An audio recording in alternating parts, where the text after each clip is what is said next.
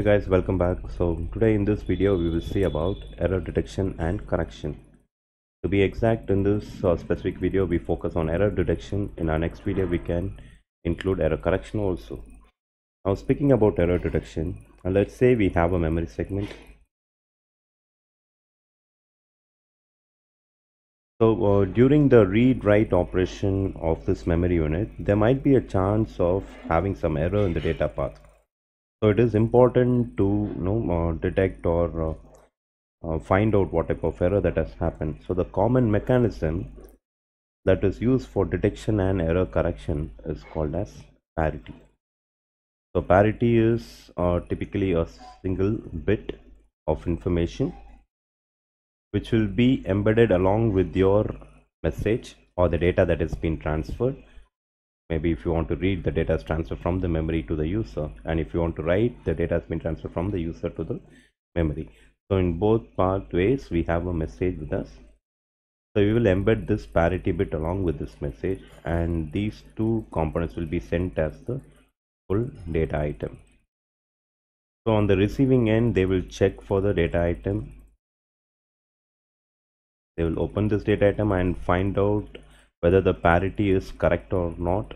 If it is correct, then the data item is directly accepted as it is.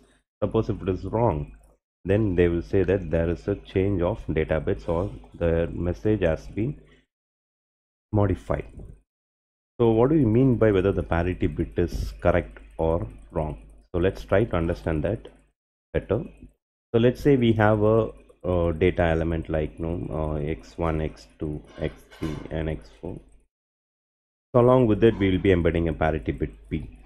So if I have a 4-bit data item here, I have one parity bit. So the total data item before sending is 5 bits. So this parity bit message sending and receiving process can happen in two categories. One is even parity mode, and the second one odd parity mode. So what do we mean by even parity mode and odd parity mode? So let's take an example. Let's say I have a message 1010. So this is the message I have. I'm going to embed a parity bit along with it. So after adding or after embedding the parity bit along with the data item, the total number of ones should be even. So that's what we call it as even parity mode. So if I add a 1 or if I replace this p by 1, then the data becomes 10101, which is I'm having odd parity or odd number of ones in the total data item. But I'm focused on even parity, so I have to make it in such a way that the parity bit is 0. So in this system, if you want to make the whole data item to have even number of ones, the parity bit what you are embedding here is 0. Let's take another example. Let's say I have a data 1000. Now you want to send this data item in a even parity mode. So the parity bit which you are embedding should make the total data item have even number of ones. So if I embed a parity bit 0, then again I have only odd number of ones in the total data item. So the parity bit that I will embed in this example is 1. So I have 1000, which is the exact data. Along with it, the parity bit is 1. So totally when you count the number of ones in the whole data item, it is even. Similarly, we have another mode called as odd parity mode. So in your odd parity mode, the total number of ones inside your whole data item before sending should be odd. For example, let's take a data item like this. 1100 is the message you want to send, and you're going to embed a parity bit. So if you are sending this in odd parity mode, then the total data item that is going to be sent is 1100 followed by 1. Now the total number of ones inside the whole system is odd. So maybe we can take another last example. So let's say 1000 is the data what I want to send. So I'm going to add a parity bit along with this, and I'm going to send this in odd parity mode. So if you are sending in odd parity mode, then the total number of ones inside the whole data item that is being sent should be odd. So I have 1000, which is the exact data item, and now the parity bit has to be embedded. If I embed this parity bit as 1, then the total number of ones become even. So I make it as 0. So the total number of ones here is odd. So on the receiving end, once you send this data, On the receiving end, the data item will be captured. The total number of ones will be checked. If the total number of ones is retained to be odd, then the data is not at all modified. If the total number of 1 is retained to be even, but if it is sent in odd parity mode, then you can say that the data has been modified and there is an error in this system. But the disadvantage of this system is that we cannot correct these errors. We can just detect the error. For example, if the data that is received by the user is like this, and the user says that the data has been sent in odd parity mode. Now the receiver receives this data. He will check for the total number of ones which he finds to be even, but he has been told that it is sent in odd parity mode. Then he can understand that the data has been modified. So there is an error in the system. The error could have happened at any bit here. We are unable to identify that error, but we know that the error has happened. So error detection is possible, but error connection is not at all possible with the help of 1-bit parity operation. So the explanation what you have seen till now is corresponding to 1-bit parity addition to the data. Now let's try to understand how a combinational circuit can be built for generating a parity bit and also for detecting a parity bit. So let's design a combinational circuit for parity bit generation. Or the circuit can be called as parity bit generator or parity generator as such. Let's say your data item is of 3 bits and the parity is of 1 bit. So you have to generate this 1-bit parity. So let me call my data item as A, B and C. So since I have 3 bits, I have different combinations. So 0, 0, 0, 1, 0, 1, 0, 0, 1, 1, 1, double 0,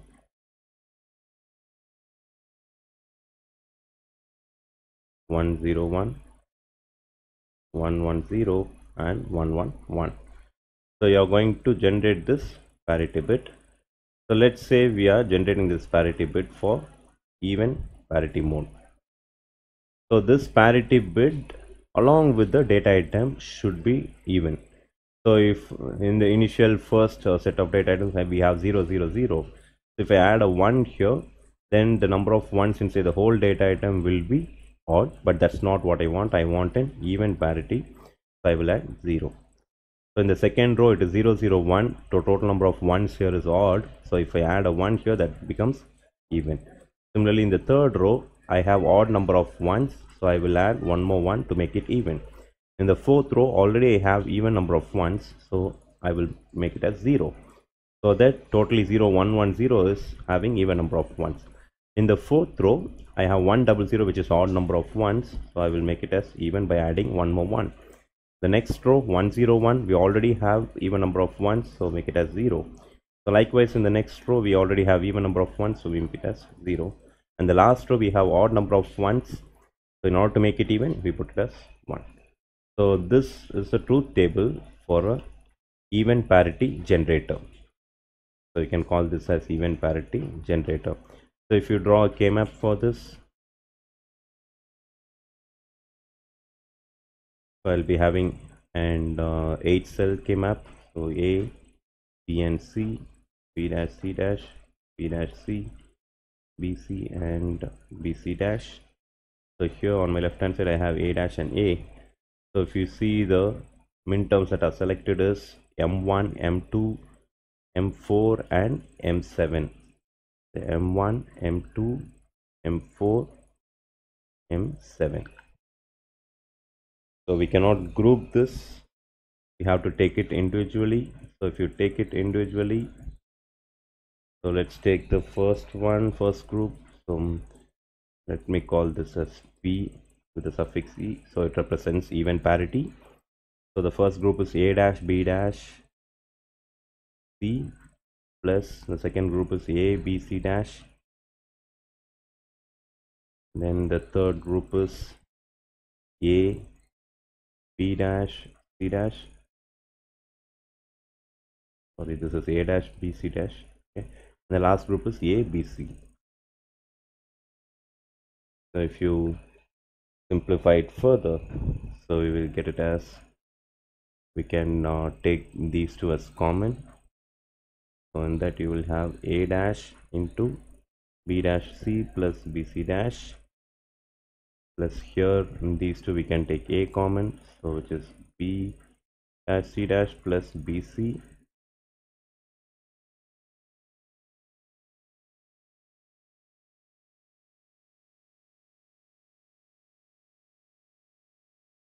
so here it is a dash into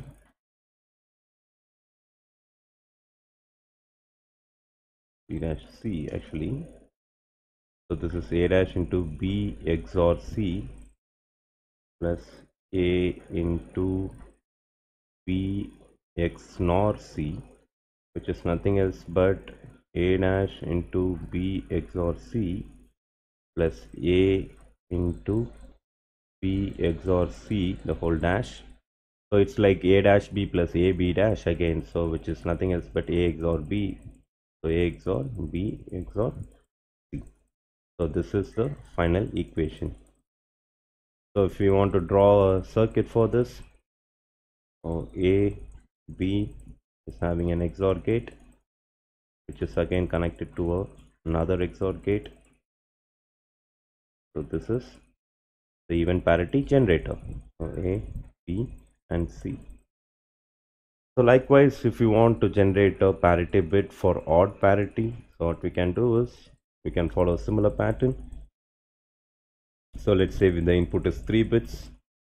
This is 0, 0, 0, 1, 0, 1, 0, 0, 1, 1, 1, 0, 0, 1, 0, 1, 1, 1, 0 and 1, 1, 1. Now the parity that has to be generated is odd parity. So the total number of ones inside the whole data item should be odd. So initially I have even number of ones, so when I make it as 1, then it becomes odd. Now ABC along with B, already I have odd number of ones in the second row, so I make it as 0. Now already I have odd number of ones, so I make it as 0. So in the next row we have even number of ones, so in order to make it odd, we have to make it as 1. In the next row I have 1 double 0, so I have odd number of ones, only 1 1 is there. So in order to make it as odd, it's still odd, so we can put it as 0. Here I have even number of ones, so in order to make it odd, I make it as 1. So totally the total number of ones here is 3. So in the next row 1 1 0, I have even number of ones, so make it as odd, you put it as 1. In the final row already we have odd number of ones, so no need to give it as 1. So if you see this minterms that are selected here, it is M0, M3, M5 and M6, which is exactly the complement of the even parity. So we can just write it as like this, or we can give the equation as A XOR B XOR C the whole complement, or we can draw the circuit like this.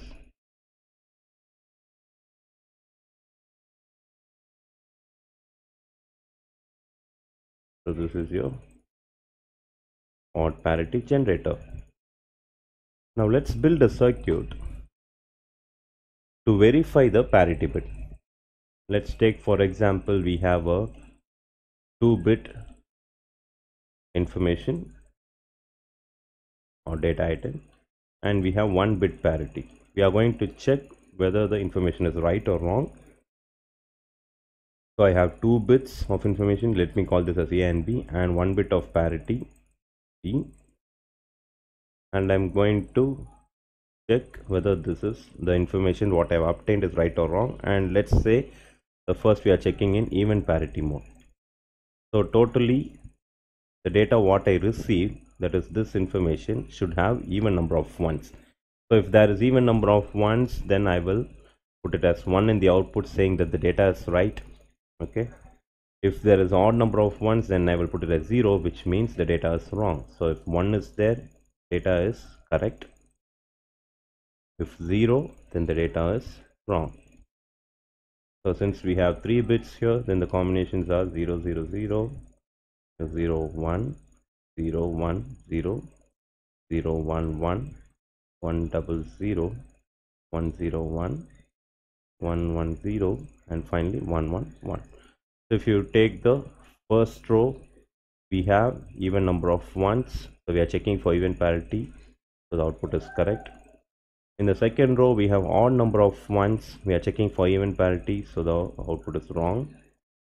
The third row, I have odd number of ones, the output is wrong. The fourth row, I have even number of ones, the output is correct. And in the fifth row, I have odd number of ones, the output is wrong. Even number of ones, right. Even number of ones, right. And the odd number of ones, wrong. If you can see, this is the whole data item what we have received. And when we receive this data item, we check for even parity mode. So if total number of ones is even in the received data item along with the parity bit, then the information is correct, it has not been modified. If I find odd number of ones, then any one bit has been modified because I've been told that the data has been sent using even parity mode. So if you just build a circuit for this, so you have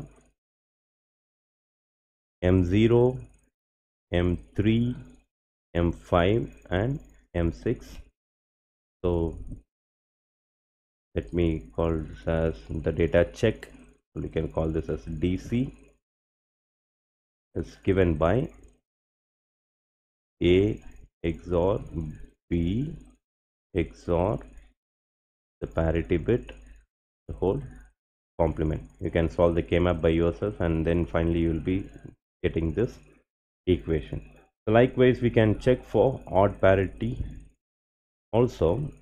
So this circuit what we already have, we can call it as even parity checker. Now if you want to design an odd parity checker, then we can again go for a truth table. So AB parity. So let me call this as the data checker. So 0 0 0 0 0 1 0 1 0 0 1 1 1 double 0 1 0 1 1 1 0 and 1 1 1.